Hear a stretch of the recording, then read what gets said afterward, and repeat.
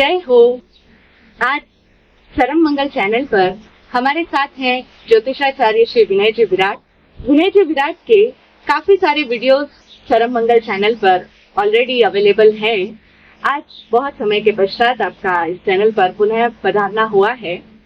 तो विनय जी, हमारे पास में बहुत सारे लोगों के काफी सारे सवाल आए हैं, वे जिज्ञासाएं व्यक्त करते रहते हैं क्योंकि आपके ऑलरेडी ज्योतिष के बारे में, वेल्थ कैसे क्रिएट हो, स्वर विज्ञान के बारे में काफी सारे वीडियोस उन्होंने सुने हैं सरम मंगल चैनल पे। तो उनके कुछ क्वेश्चंस है, काफी सारी क्वेरीज हैं, तो आज हम उन्हीं के क्वेश्चंस लेते हैं। तो पहला सवाल आता है अक्सर लोगों का कि जो जैन धर्म है, जैन धर्म में अक्सर सुनते हैं कि कर्मों की सारी महत्ता है कि इंसान जैसे कर्म करेगा वैसा ही फल पाएगा और कोई भी कर्मों के लेख को मिटा नहीं सकता है, किए हुए कर्मों का फल भोगना निश्चित ही है।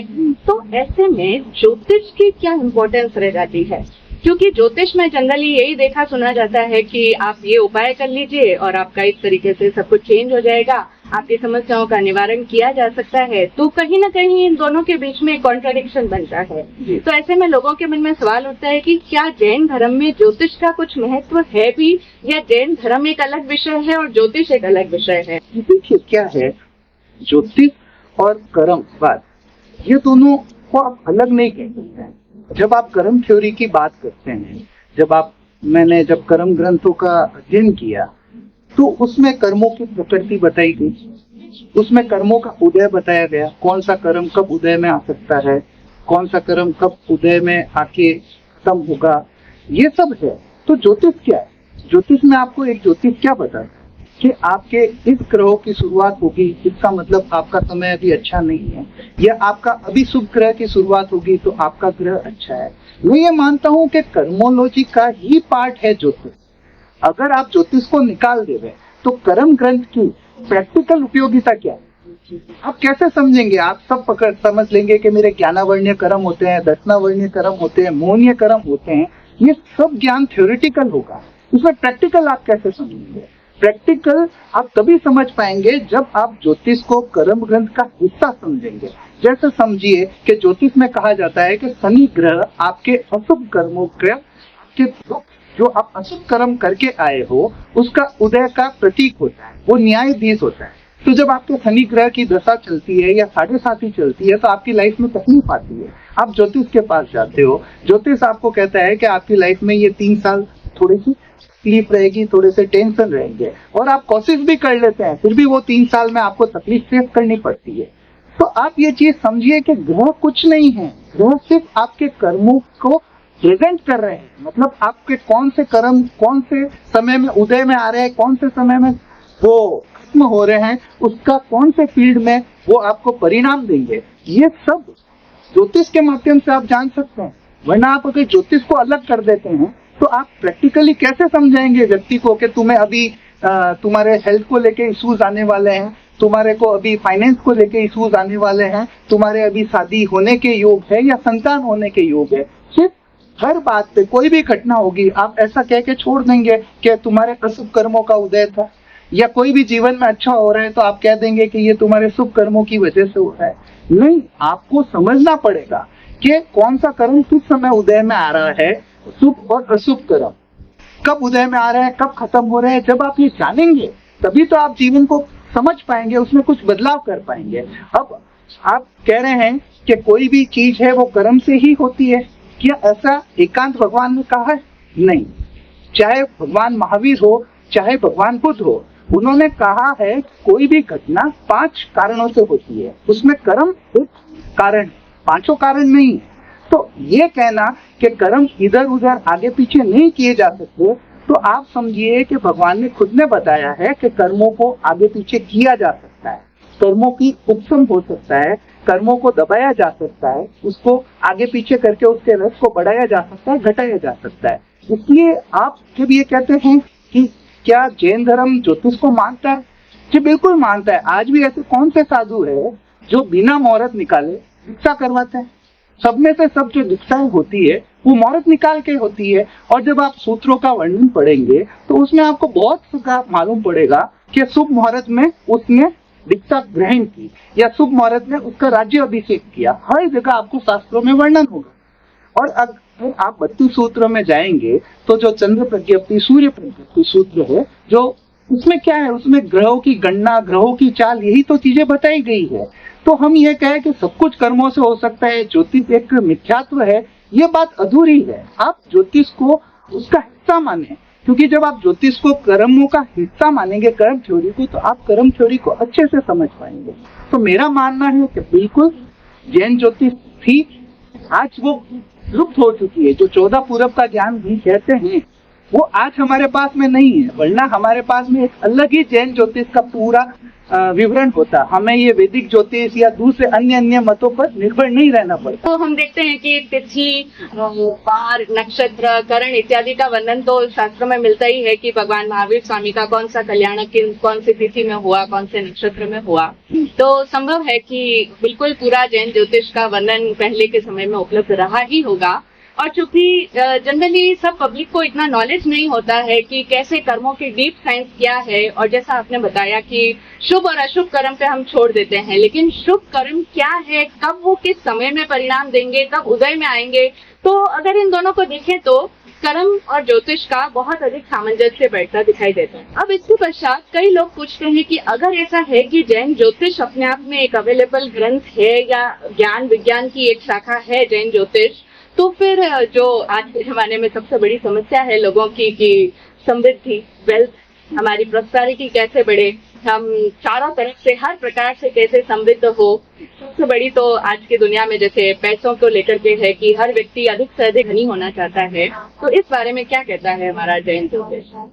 जैन धर्म वैसे तो पूरा निवृत्ति के बारे में बताया गया है कि हम कर्मों को कैसे जल्दी से जल्दी खत्म करें, कैसे हमारे भाव दीक्षा की तरफ रहे, लेकिन फिर भी हमारे पास कुछ सामग्री ऐसी है जिससे हम समृद्धि को प्राप्त हो सकते हैं, जिसके कारण हमारे बच्चों की जो शादियां, जो आज एक बड़ा विषय है, एक बड़ी समस्या है, या संतान का विषय है, इन तीनों के लिए जैन धर्म में कुछ चीजें बताई गई है। मतलब आप उसका प्रयोग करेंगे तो आपको अनुभव होगा कि वो चीजें आपको फलित हो रही है। मैंने काफी लोगों को ये सजेस्ट किया और उनके जीवन में परिवर्तन आया। जैसे कि आदिनाथ भगवान, जिसे हम पहला तीर्थंकर मानते हैं, उनकी स्तुति है भक्तांबर।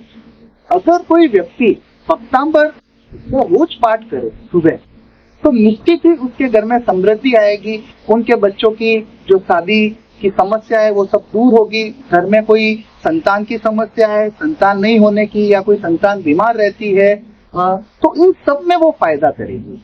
तो सबसे पहले आप भक्तांबर स्तोत्र है उसका रोज पाठ करें, तो ये आपको समृद्धि की तरफ ले जा सकते हैं। और कई लोग जो बहुत ज्यादा फाइनेंशियली वीक है, जिन पे कर्जे हैं, जिनकी आमदनी नहीं है, तो मैं सजेस्ट करूंगा जैन धर्म में जो एकातर तप बताया गया है, जिसमें आप साल भर की तपस्या करते, एक दिन उपवास, एक दिन पानी, वो एकातर तप करें और रोज भक्तांबर की स्तुति करें। इससे भले ही आपके कर्मों का कैसा भी उदय हो, ग्रहों का कैसा भी उदय हो, लेकिन आपके वो कर्म परिवर्तित हो जाएंगे, जिसे हम रस परिवर्तन कहते हैं, और आपको उचित फल मिलेंगे। दूसरी एक स्तुति है भगवान पार्श्वनाथ की कल्याण मंदिर स्तोत्र। कल्याण मंदिर स्तोत्र बहुत सारे लोग इससे नोन है, ये भगवान पार्श्वनाथ की स्तुति है। इसको आप शाम के टाइम में रोज करें तो ये भी आपको समृद्धि की तरफ लेके जाएगा। तो ये दो स्तोत्र जो है, ये आपको समृद्धि के लिए, आपके कोई भी समस्या, विवाह, संतान आदि समस्या आ रही है तो उसके निवारण हेतु आपको बहुत हेल्पफुल रहेंगे। तीसरा एक 65 यंत्र करके है। 65 यंत्र को आप समझे, ये हमारे 24 तीर्थंकरों की स्तुति है। इसका एक यंत्र बनता है जिसमें 1 से लेकर 24 संख्या ली जाती है। जैसे कि हमारे 1 से 24 तीर्थंकर है और 25वां संख्या ली जाती है जो मंगल रूप में माना जाता है। ये यंत्र की बनावट इस तरीके से है कि इसे आप कहीं से भी काउंट करें, ये संख्या 65। तो ये तो हुआ यंत्र। अब आपको क्या करना है, दिवाली के 2 दिन पहले, जब धनतेरस, रूप चौदस और दिवाली हो, उस दिन आप तेला करें, तेले की तपस्या करें, और ये यंत्र की एक आकृति और स्तुति जो आपको बुक्स में मिल जाएगी, कई बुक के अंदर ये है, ये आकृति और ये स्तुति, ये 3 दिन तक रोज 108 बार इसका आप करें, पाठ करें इस स्तुति का 3 दिन तेले की तपस्या करके। ये यंत्र को सामने रख के जब आप ये अध्ययन करते 108 बार, और जब 3 दिन 108 108 108 बार जब आपकी ये कंप्लीट हो जाए तो ये यंत्र आप कोई ऑफिस की दीवार पे बना सकते हैं या इस यंत्र की फ्रेम बना के आप अपने ऑफिस में लगा सकते हैं। इससे निश्चित ही आपके व्यापार में वृद्धि होगी, आपको बहुत अच्छे परिणाम मिलेंगे। बहुत ही अच्छे उपाय बताए आपने कि कैसे हमारे समृद्धि की समस्या को, धन की समस्या को हम दूर करें, कैसे हमारे घर परिवार में लोगों को कई बार विवाह की समस्याएं आती है और संतान की समस्या आती है, उसके लिए आपने उपाय बताए।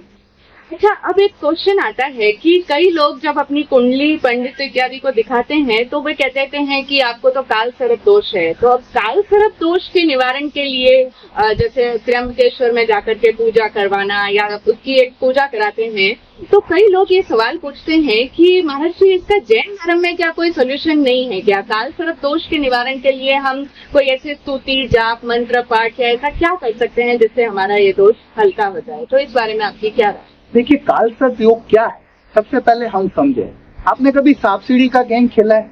उसके अंदर क्या होता है कि 99 के ऊपर एक सांप होता है जिसका मुंह होता है, और जैसे ही आप 99 पे पहुंचते हैं तो वो आपको सीधा नीचे की तरफ धकेल देता है। काल सर्प योग जिनकी कुंडली में है, उसका मतलब है आपके सभी ग्रह राहु और केतु के एक साइड के अंदर है। कुंडली में जो 12 ग्रह होते हैं, राहु केतु आमने सामने होते हैं, जब सभी ग्रह उसके एक साइड में हो जाते हैं तो व्यक्ति की लाइफ में प्रॉब्लम आती है। वो प्रॉब्लम फाइनेंस को लेके हो सकती है, वो प्रॉब्लम विवाह या संतान को लेके हो सकती है। और लगभग आप मानिए 10 में से 2 व्यक्ति की कुंडली में काल सर्प योग होता है।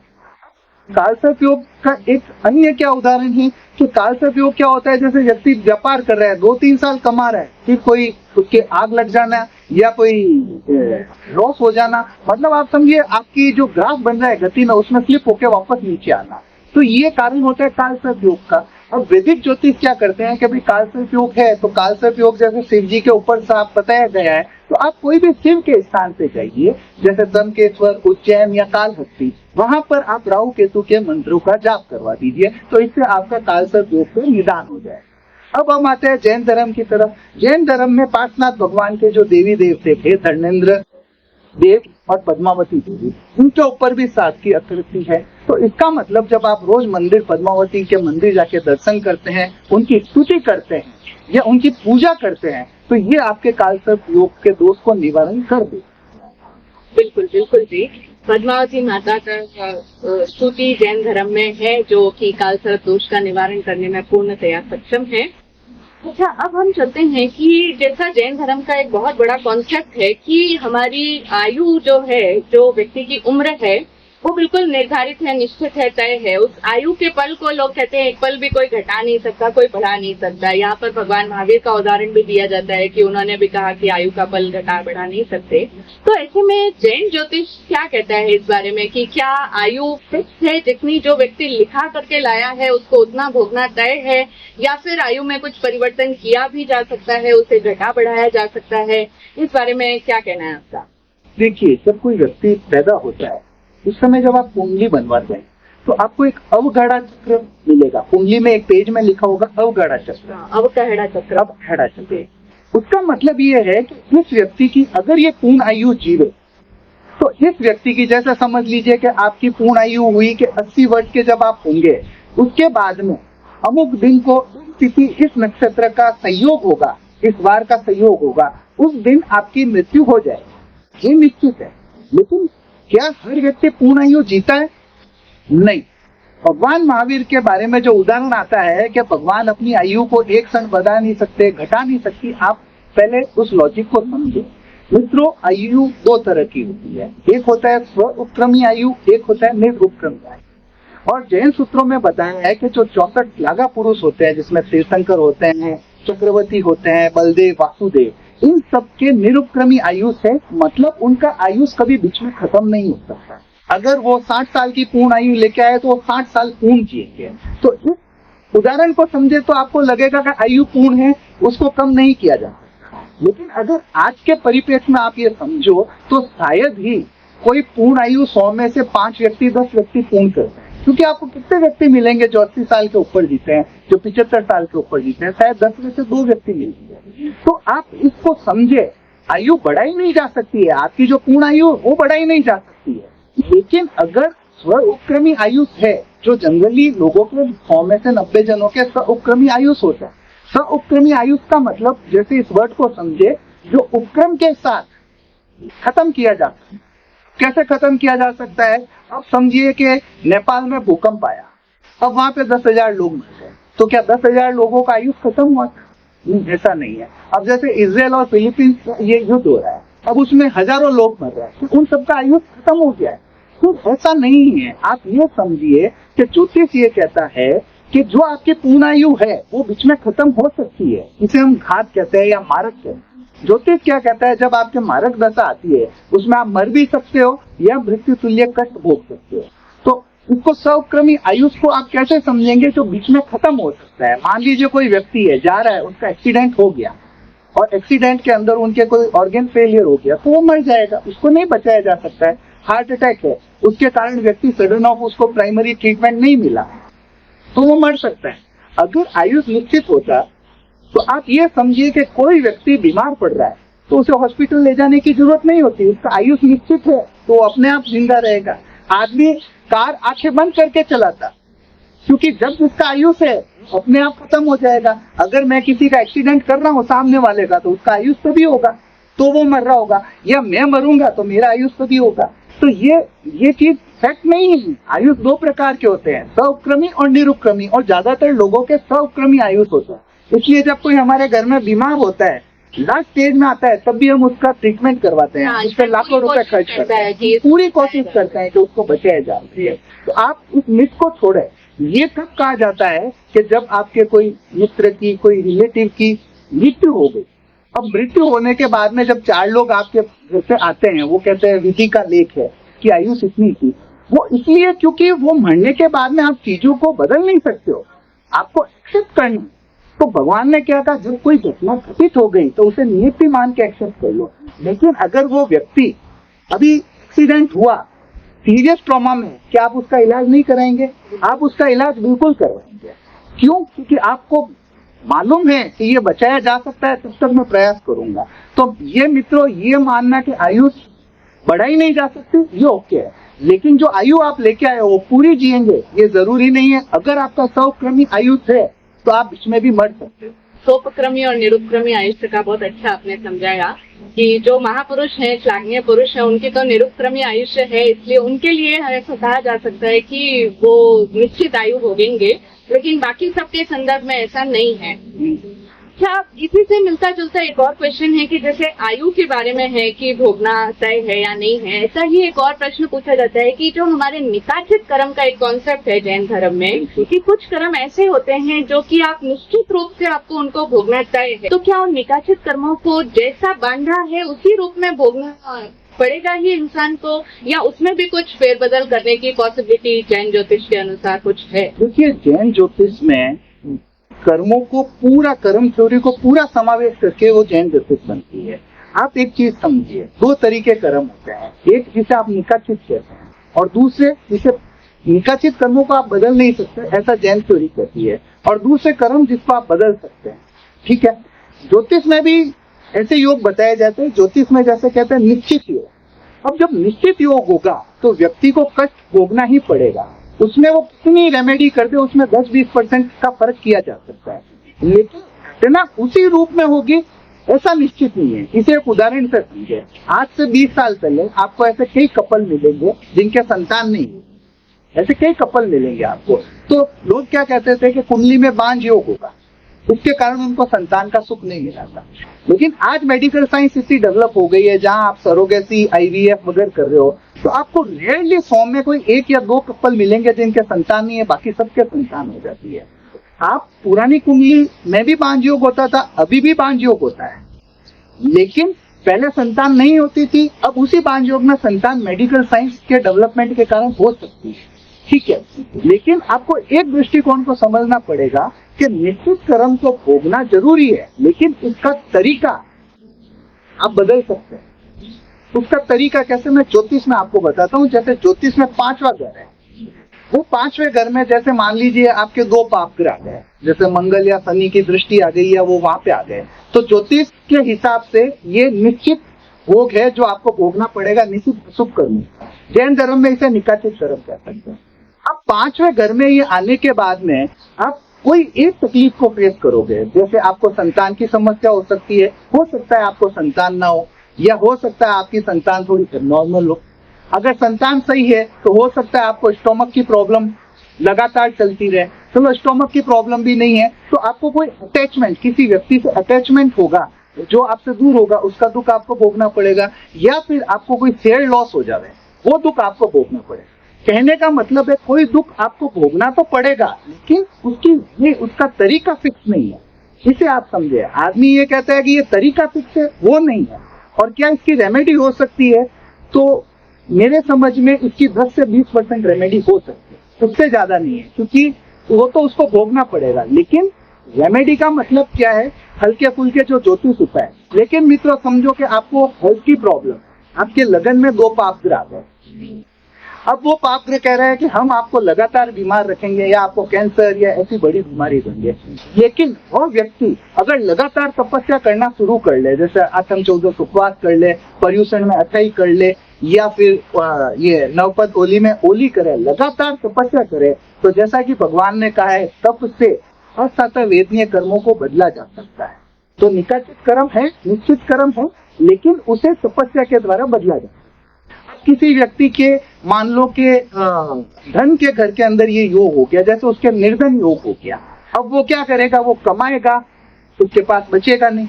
भले ही वो लाख रुपए कमाए तो भी नहीं बचना है, भले ही वो करोड़ रुपए कमाए तो भी नहीं बचना है। तो अब भगवान ने क्या कहा है? दान। अगर वह व्यक्ति दान करे, अपनी कमाई का 10% हिस्सा दान कर ले, तो इससे क्या होगा? वो 10% वापस उसकी पुनवानी को कैरी फॉरवर्ड करेगा, तो उसको नया पैसा भी मिलता रहेगा। तो निकाचित कर्मों को ऐसे तो कहो भोगना ही पड़ता है, लेकिन अगर आप जैन धर्मों के जो उपाय हैं वो करते हैं, जैसे अगर आपको हेल्थ इश्यूज है तो आप तपस्या करके उसको बदल सकते हैं, आपको धन का इश्यू है तो आप दान के माध्यम से उसको कर सकते हैं, आपको मानसिक अशांति है तो आप उसे सामयिक के माध्यम से बदल सकते हैं। तो जैन धर्म एक ऐसा धर्म है जिसके अंदर भगवान महावीर ने आपको सारे ऐसे उपाय बताए जिससे आप अपने शुभ अशुभ सारे कर्मों को समझ सकते हैं। अशुभ कर्म और निकाचित कर्मों को भी सही तरीके से आप बदल सकते हैं, बिल्कुल बदल सकते हैं। बहुत सुंदर वे आउट दिया है जैन धर्म ने कि अगर ऐसा है तो इसमें ये रेमेडी काम कर सकती है, कब दान करना है, कब तप करना है। बहुत अच्छा। और आजकल जैसा कि सिनेरियो हम देखते हैं, विवाह तो हो जाता है, एक तो पहले विवाह की प्रॉब्लम, फिर अगर हो भी गया तो उसके बाद में लोगों के डिवोर्स के केसेस आजकल बहुत ज्यादा देखने में आते हैं। तो काफी लोग इस बारे में भी पूछते हैं कि क्या ये तलाक इत्यादि होना ये भी तय होता है, व्यक्ति की कुंडली में ऐसे योग होते हैं, या ये हमारी जो प्रैक्टिकल प्रॉब्लम्स है कि भाई हमारी बन नहीं रही है, या जो भी इश्यूज होते हैं, तो इसमें कहाँ तक क्या रोल है हमारे ग्रहों का? ये योग, तलाक योग वगैरह के बारे में क्या है आपका? जैन ज्योतिष ये कहता है जब भी 2 अशुभ ग्रहों का विवाह स्थान पे दृष्टि हो, युति हो, तो ऐसे व्यक्ति का विवाह अच्छा नहीं रहेगा। अब विवाह अच्छा नहीं रहेगा इसका मतलब ये नहीं है कि उनका डिवोर्स ही होगा। इसका मतलब आप समझे कि उसका विवाह देरी से हो सकता है, इसका मतलब उसके विवाह में तनाव रह सकता है, मन मुटाव रह सकता है, या आज की जनरेशन में कहे उनकी मैरिड लाइफ चार्मिंग नहीं रहे, ठीक है, या 2 में से कोई एक व्यक्ति बीमार रह सकता है। तो हम जब निश्चित योग हो गया कि हमारे विवाह स्थान में अशुभ निश्चित योग हो गया, तो हमें भोगना तो पड़ेगा ही। यही योग पहले होते थे, यही योग अब होते हैं। पहले इतने डिवोर्सेस नहीं होते थे, इसका कारण था कि पहले व्यक्ति में इतना ईगो या जिद नहीं होती थी। आदमी को लगता था कि मेरा विवाह जीवन एवरेज है तो वो उसे शांति पूर्वक जीवन व्यतीत कर लेता। अब क्या होता है कि भाई आदमी का ईगो लेवल अच्छा है, सेल्फ डिपेंडेंसी अच्छी है, वो क्या है कि मैं क्यों कॉम्प्रोमाइज करूं, मैं क्यों इसके साथ रहूं, मुझे मेरा जीवन अपनी आजादी से जीना है। तो इसके कारण डिवोर्सेस ज्यादा होते हैं। लेकिन मित्रों फिर भी मैं आपको एक उपाय दूंगा। अगर आपका अपने लाइफ पार्टनर से नहीं बनती है या आपकी चार्मिंग नहीं है मैरिड लाइफ, तो आप कुछ जैन उपाय ही मैं आपको बताता हूँ जो जैन धर्म कहता है। वो केवल आपके पार्टनर के साथ नहीं है, अगर आपके पेरेंट्स से नहीं बनती है, भाई की भाई से नहीं बनती है, पूरे परिवार के लिए ये बता रहा हूँ। 3 चीजें आप समझिए। एक, हमेशा भोजन साथ में करिए। अगर आपको लगता है मेरे पापा से नहीं बनती है, या मेरी वाइफ से नहीं बनती है, या मेरे बच्चे से नहीं बनती है, एक डाइनिंग टेबल पे बैठ के भोजन साथ में करें। क्योंकि भोजन अगर आप साथ में करते हैं तो आपका प्रेम बना रहेगा। मैंने कहीं पे एक लाइन पढ़ी थी कि जब से भाइयों के मकान अलग हो गए, जब से भाइयों के मकान अलग हो गए, पता नहीं ये दिल के रिश्ते क्यों दूर हो गए। जब तक आप भोजन एक साथ कर रहे हो, आपकी वो क्लोजनेस, वो बॉन्डिंग बनी रहेगी। भले ही आप कह रहे हो ना कि फ्रेंड्स की बॉन्डिंग बनी रहे, मैं आपको कहता हूँ एक दिन अपने फ्रेंड्स के साथ में भोजन कीजिए, आप बाहर जाइए, साथ में भोजन कीजिए। जिन व्यक्तियों के साथ में आप लगातार भोजन करते हैं फ्रीक्वेंटली, उनसे आपका प्रेम बना रहेगा। दूसरा उपाय, घर में नियमित जो प्रार्थना करते हैं, वो जैसे अगर आपको अपनी पत्नी से नहीं बन रही है, प्रार्थना या सामयिक पत्नी के साथ कीजिए। परिवार में थोड़ा मन मुटाव है, परिवार वाले पूरे प्रार्थना एक साथ कीजिए। मैं यकीनन कहता हूँ ये सबसे अच्छी रेमेडी है। आप जब कोई भी धार्मिक एक्टिविटी किसी के साथ कर रहे हैं, कोई मित्र है, जैसे आप किसी गुरु को मानते हैं और कोई दूसरा व्यक्ति उसी गुरु को मानता है, आप साथ में उस स्थान पे आ रहे जा रहे हैं, आप साथ में वो धार्मिक एक्टिविटी कर रहे हैं, तो ये एक बॉन्डिंग है जो अशुभ ग्रह के प्रभाव को भी कम करेगी। तो यदि आपके वाइफ से नहीं बन रही है, आप कोई भी धार्मिक क्रिया, भले प्रार्थना हो, सामायिक हो, ये साथ में शुरू कीजिए। और नंबर 3, कोई भी ट्रिप साथ में कीजिए, धार्मिक ट्रिप कहो या कोई भी हो, परिवार के साथ में कीजिए। जब आप साल का एक ट्रिप अपने परिवार के साथ करते हैं, तो आपको वो फ्रीनेस के साथ एक दूसरे से बॉन्डिंग मिलती है। तो ये 3 चीजें अगर आप करते हैं, तो कोई भी परिवार, कोई भी मित्र या लाइफ पार्टनर, इसके साथ में आपका अलाइनमेंट अशुभ कर्मों के कारण बिगड़ा हुआ है, तो उसको आप सही कर सकते हैं। ये बेस्ट उपाय है। बस समस्या यही होती है कि लोग जहाँ पर प्रॉब्लम होती है वहीं पर सोल्यूशन नहीं कर पाते, साथ में रह के ना तो भोजन कर पाते हैं, ना साथ में कोई धार्मिक क्रिया करते हैं। अगर ऐसा कर लें तो बहुत सुंदर हो जाए। तो आज के लिए हम इतने ही सवाल रखते हैं। और भी इसी तरह के कोई क्वेश्चंस हो, कोई भी जिज्ञासाएं मन में उठती हो, आपकी लाइफ में, डे टू डे लाइफ में जो भी प्रॉब्लम्स आपको क्रिएट होती हैं, तो आप कमेंट्स में अपने क्वेश्चंस पूछ सकते हैं। और हमारे साथ में ज्योतिषाचार्य जी विनय विराट जी फिर से अवेलेबल हो सकते हैं। तो इसी के साथ जय